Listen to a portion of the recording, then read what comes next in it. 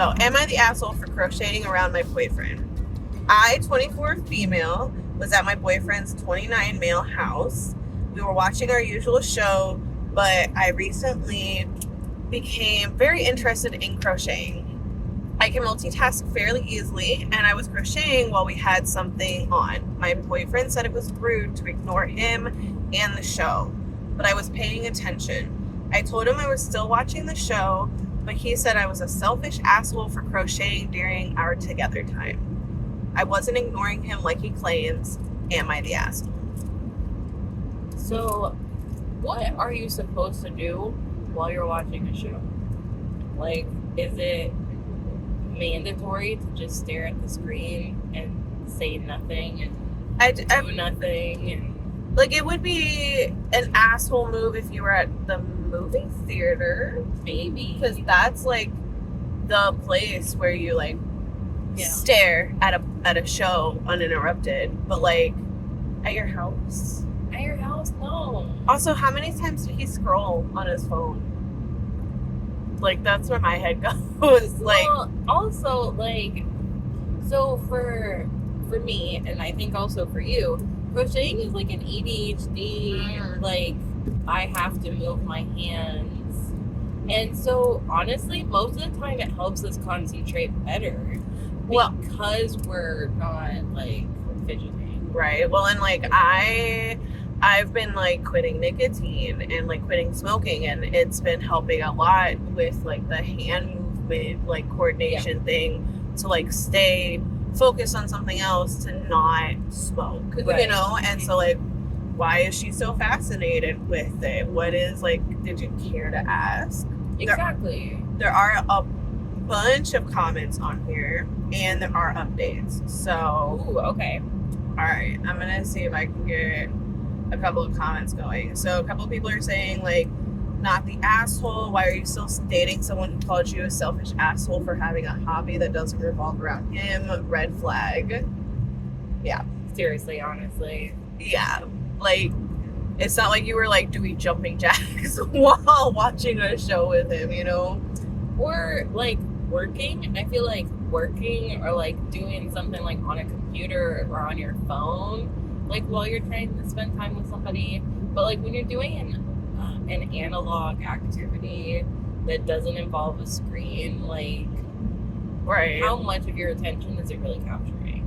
Right. Especially if you're just doing like a single crochet. Like, I can do a single crochet in my sleep at this point. Right. Like a lot of people get to the point where they don't even have to like look at their project. Or this comment makes like gives me a little bit of like, I could definitely see how counting would be distracting, but I personally count super quiet. And like, yes, if you're sitting there trying to watch a show and you hear 1, 2, 3, 4, 1, 2, 3, 1, 2, then that would be annoying. But like, that's not what he's saying is happening. Right. From what she's saying is that like she's an asshole for just crocheting in general, and like I do count out loud sometimes. And it's funny when we're like crocheting together, because I feel like we both kind of like, oh man, I gotta count out loud, but I don't want to mess up your count, or like you mess up my count. But like most of the time we're like counting in our heads. We're pretty quiet about it, you know. Stitch markers are amazing. Like, if that's really like the main issue, like there are so many things you can use as stitch markers. Even like just excess yarn you have laying around can be used as a stitch marker. Oh, I didn't realize that was actually an OP comment. So that was the original poster comment. Ooh. And she also verifies he is always on his phone or playing a game, so I didn't think it would matter much if I did something also, especially if I'm still paying attention to the show. See, yeah, and my husband does try to pull that sometimes, where he'll be like, oh, like, we're doing something together. It's like, bro, you were on your phone. You were. Didn't he just do that with you, like, the other night, where he was like, hang out with me, and then spent like hours just scrolling on his phone? Yes, we literally just sat next to each other, scrolling on our respective devices. Respective devices. Whatever. You know, our own devices. Yeah. And I was just like, I could have been crocheting. Like, I was so sad. But because he didn't want me to crochet, but he wanted me to sit next to him and scroll on my phone. So Right. He was like, I guess thanks for allowing me to scroll on my phone and not just have to like, excuse me, and not just have to like stare at you, but also like, I don't know. Yeah. So update. I've never had this many comments on a post before, LOL. The amount of people saying that this is a red flag on this post alone is very eye-opening. This morning I asked him why he cares so much about if I was crocheting or not, and his answer was along the lines of, stop bringing up the past, you're looking for a fight. Which I wasn't. This is what he always says when I try to talk about anything he doesn't like. I haven't thought much of it before and blamed myself, but if he can't even engage in a civil conversation, that's not my fault at all. Thank you for the support. I'm going to keep crocheting, but I am considering ending this relationship for good. Dang. Which she absolutely should. Snaps, girl. Please. Yes, please do. So this was 10 months ago. I'm trying to see if I can like figure out if she did break up with him, because she should have. Yeah. She's talking about going to Joann's and getting more yarn. So good on her. Like, love that.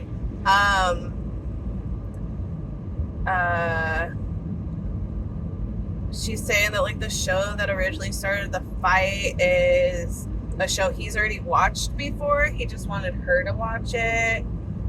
He feels like she's ignoring him, even though I still talk to him and watch it and comment on what's going on in the show.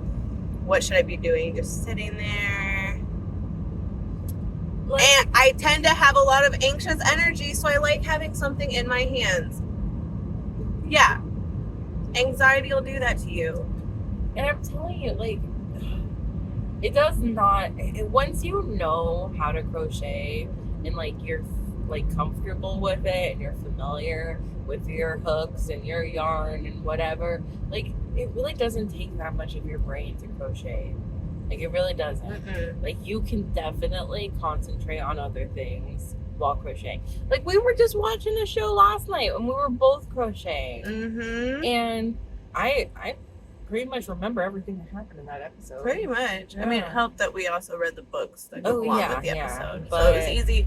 But I think like, okay, I'm a cinephile. I watch a lot of shows, and there are certain ways to watch shows where you can still pick up on contextual like things. Like it's pretty easy when you know how to watch a show, which sounds really weird, to like miss 3 minutes of a conversation and still like be able to pick up on the context of what happened and like piece it together with common sense and go, oh, so-and-so's in a fight with her husband, or like the police have a new suspect. Like it's pretty easy. Well, and there's definitely like storylines that are like full season storylines, storylines that are like episode storylines, right? And so it's like, oh yeah, this is just an episode storyline, like I don't gotta pay that close attention to it. This might be a good time to like cast on and count on my starting chains and like do all that stuff. And then it's like, oh, this is more like involved season long storyline, so I can pay attention to this while I'm doing my single or double crochet or whatever. Right. You know, like. Yeah. No, I'm like the same way, especially because like, I mean, you've seen me at the house. I crochet and watch shows literally all day long. And I can tell you pretty much what happens. And I mean, like, I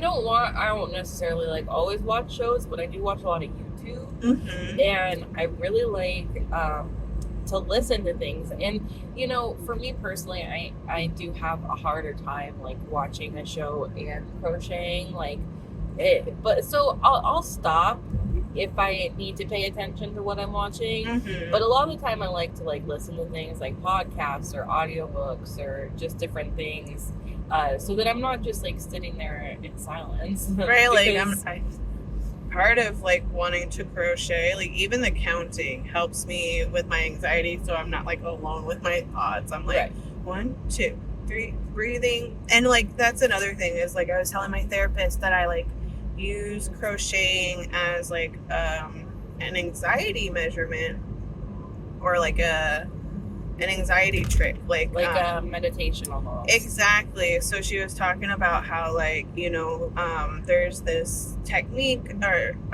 technique called like leaves on a river, or like leaves on a stream, where like when you're anxious and you have these thoughts while you're meditating, that you like imagine a stream, identify the thought, say like, oh, like that's a thought I'm having, and then like let it float down the river. And what I do when I'm crocheting is I'll be like, okay, if I'm on this stitch, I'm like, oh, that's my thought.